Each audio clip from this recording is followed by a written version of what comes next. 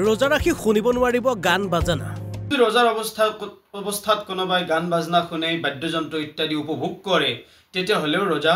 मक्रू হৈ যাব কোনো পধ্যেই কব নোৱাৰিব মিছা কথা रोजार अवस्थात कोनोबाई मिছা কথা কয় তেতিয়া হলে रोजा मक्रू হৈ যাব দেহত লব নোৱাৰিব ইনজেকশন শক্তি বৃদ্ধি হোৱা যদি ইনজেকশন ইত্যাদি লয় তেতিয়া হলে ৰমজানৰ रोजा ভাঙি যাব হয় চলি আছে পবিত্ৰ ৰমজান মাহ ইছলাম ধৰ্মাৱলম্বী লোকসকলৰ মাজত এক উৎসৱমুখৰ পৰিৱেশ ৰমজানৰ रोजा প্ৰায় সকলোৱে ৰাখিছে যদিও रोজাৰ আছে বহু নীতি নিয়ম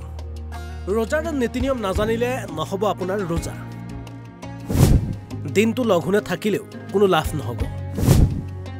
কি কাৰণত रोজাৰ মকৰুহ আৰু ভংগ হয় জানিব লাগিব আপুনি रोजा ৰাখিলে কি পুৰস্কাৰ আৰু নাৰাখিলে কি শাস্তি আছে কেনেদৰে খাব লাগে সেহৰি বা ইফতাৰ এবোৰ জানিলৈ रोजा ৰখাটো উচিত পবিত্ৰ ৰমজান মাহৰ रोজাৰ সম্পৰ্কে হাফিজ মুনাউলানা নুৰ আলম খৈকিয়াই সদৰি কৰিছে বিশেষ তথ্য নাহমাদুহু ওয়া নুসাল্লি আলা ৰাসূলিহিল কাৰীম আম্মা বাদ रोजा ভংগ হোৱাৰ বহু কাৰণ মাসাইলৰ পাতত আমি পঢ়িবলৈ পাইছিলো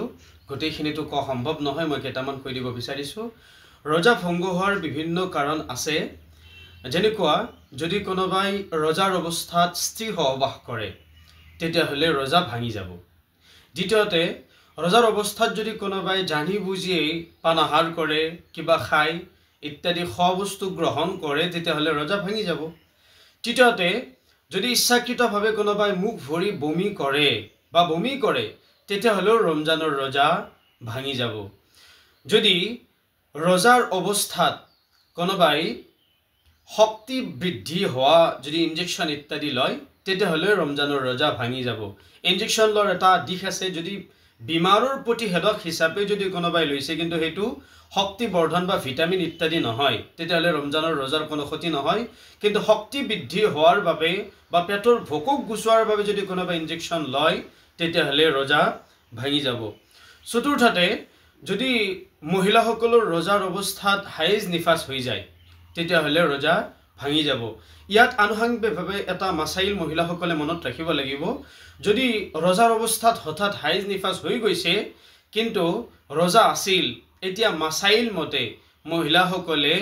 रोজাৰ সম্মানাৰ্থে খব নকৰি গধূলিলৈকে লগনে থকাই উচিত যদিও रोजाটো আদায় নহয় লগনে থকাৰ কাৰণে সওয়াব পোৱা যাব এনেকুৱা বিভিন্ন কাৰণত ৰমজানৰ रोजा ভাঙি যায় বুলি হাদিসত পোৱা যায় रोजा মকৰুহ হোৱাৰো তেনেকুৱা বিভিন্ন কাৰণ পঢ়িবলৈ পোৱা যায় সাধাৰণভাৱে যদি কোনোবাই रोজাৰ অৱস্থাত रोजा ৰাখি মিছা কথা কয় সাধাৰণভাৱে মিছা কথা কোৱাটো रोজাৰ বাহিৰতো জায়েজ নহয় হাৰাম হয়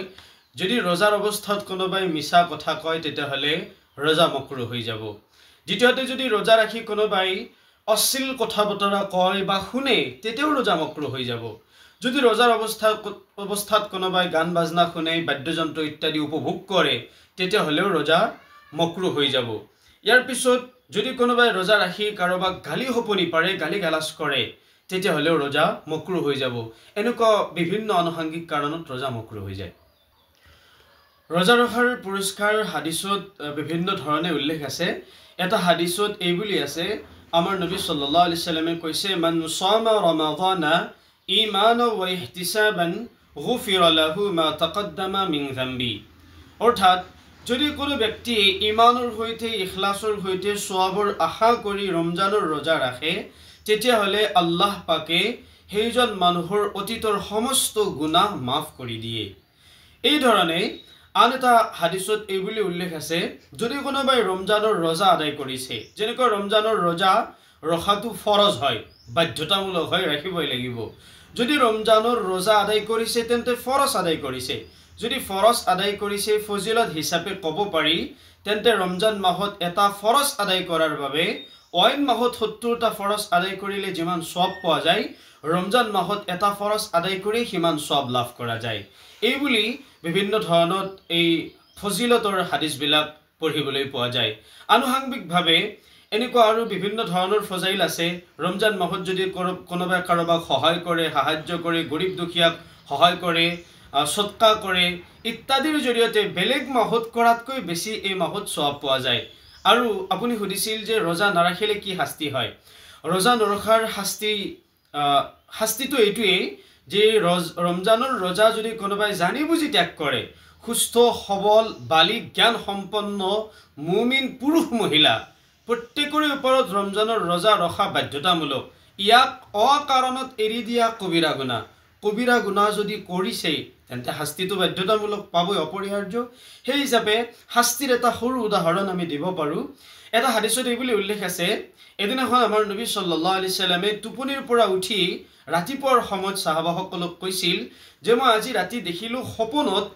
মোক দুগৰাকী ফিৰিস্তাই লৈ গৈছে কৰবালৈ। আমাৰ নবীৰ সপোন আৰু বাস্তৱ একে আছিল, সপোন দিঠক দুটাই একে আছিল, দুটাই সত্য আছিল। এইটো মুমিনসকলৰ বিশ্বাস।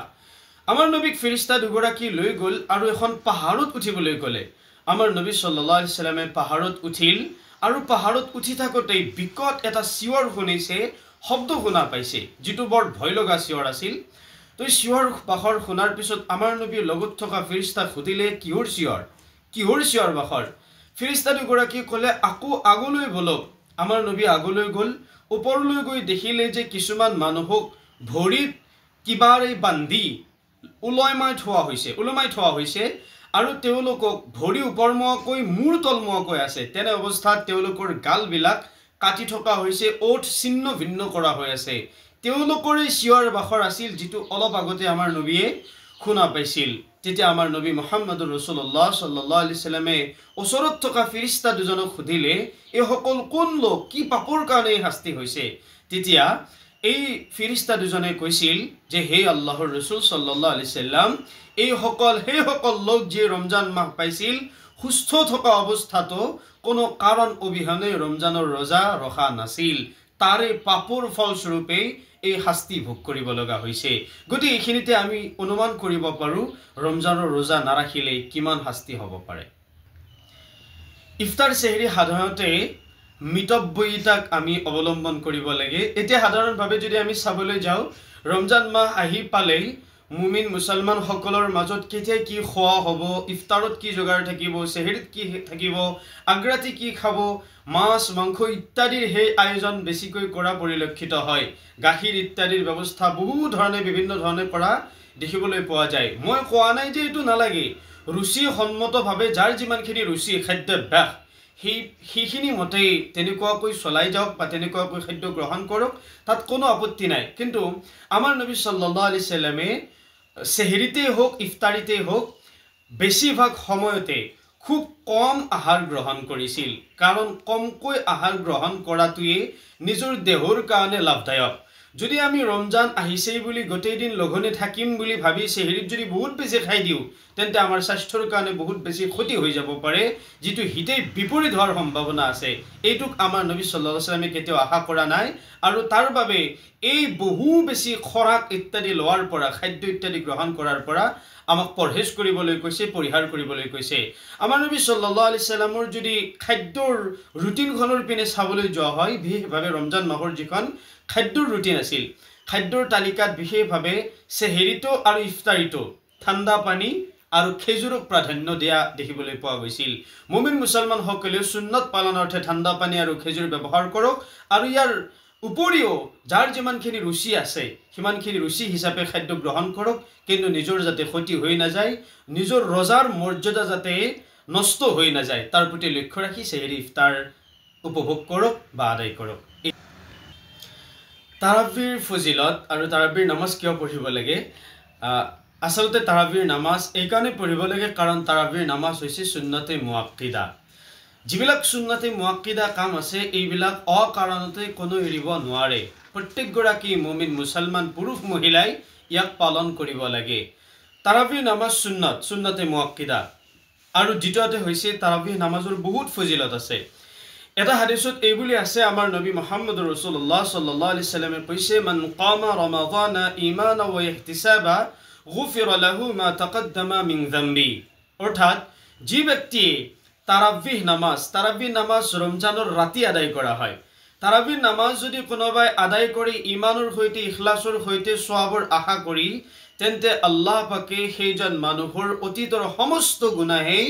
মাফ কৰি দিয়ে। এই হাদিছটোৰ প্ৰতি লক্ষ্য ৰাখি আৰু সুন্নত হোৱাৰ প্ৰতি লক্ষ্য ৰাখিলেই আমি বোধগম্য কৰিব পাৰোঁ তাৰাবিৰ নামাজ কিয় পঢ়িব লাগে আৰু হাদিছটোৱে আমাক ফজিলতখিনিও উনুকিয়াই দিছে নিশ্চিতভাৱে মোকালমোৱাৰ পৰা Ashiq Ali Assam live 24 NB news